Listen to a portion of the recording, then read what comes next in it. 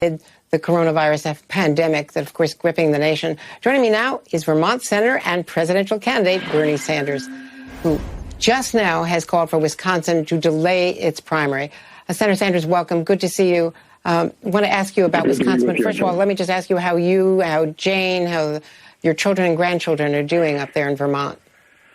Well, I think like everybody else in America, we're in a very crazy situation. You know, I'm talking to you from my home, not my office. We've not been able to have physical contact with our 7 grandchildren. We are worried about many of our friends. We just received information literally within the hour that a good friend of ours was seriously ill. Thank God she's recovered. Somebody else who was active on the campaign has since passed away. So like everybody else, we're living in anxiety and understanding this is a very crazy moment in the history of our country. Unprecedented, in fact, and that's why you're now calling for Wisconsin to join the other states and postpone its primary. Tell me why you think that's so important. Well, it's not a new idea. I think over a dozen states have done that. And the answer, Andrea, is pretty obvious, is we don't want people to have to risk their lives in order to cast a vote. I think the proper process is, as quickly as possible, is for all states to allow people to vote by mail, get the word out, get the ballots out, and let people cast their votes without having to line up at a polling booth, have poll workers, often elderly people, signing up people. That's a dangerous situation, and let's, if we can avoid that, avoid it.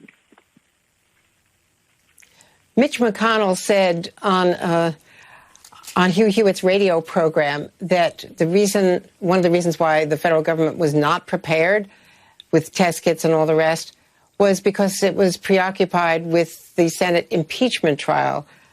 Do you think it's fair for the Republican leader to be blaming the administration's failures to prepare adequately on impeachment? No, I certainly don't.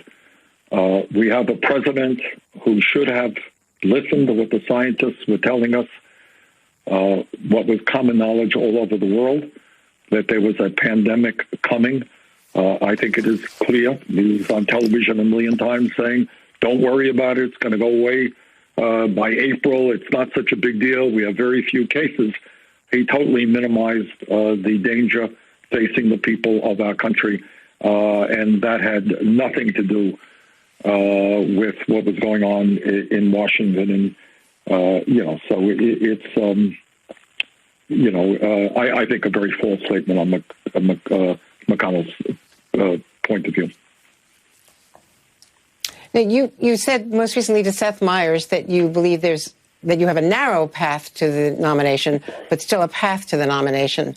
Tell me how you reached that conclusion that, given the overwhelming lead that Joe Biden does have, that you should continue, and you've already said you'll be in the June 2nd New Jersey primary, and I presume also New York on June 23rd, now that it's been moved back as well. Well, look, we live in Andrew, we live in a democracy, and people have a right to vote. They want to vote for Joe Biden, that's fine. They want to vote for me, that's fine. We are taking a hard look at our campaign. We do have a narrow road path to victory. It's going to be a tough fight, and we are assessing where we are at. But I have to tell you very honestly, given the fact that election after election has been delayed, and given the fact that we're in an unprecedented national crisis, what I am doing right now as United States Senator is working as hard as I can on the crisis that we face and trying to work with other senators to bring forth a new stimulus package, which will address, I think, many of the fears that the American people now face, not only in terms of health care, and I should say that I believe that in this crisis, we should do what every other major country on earth is doing,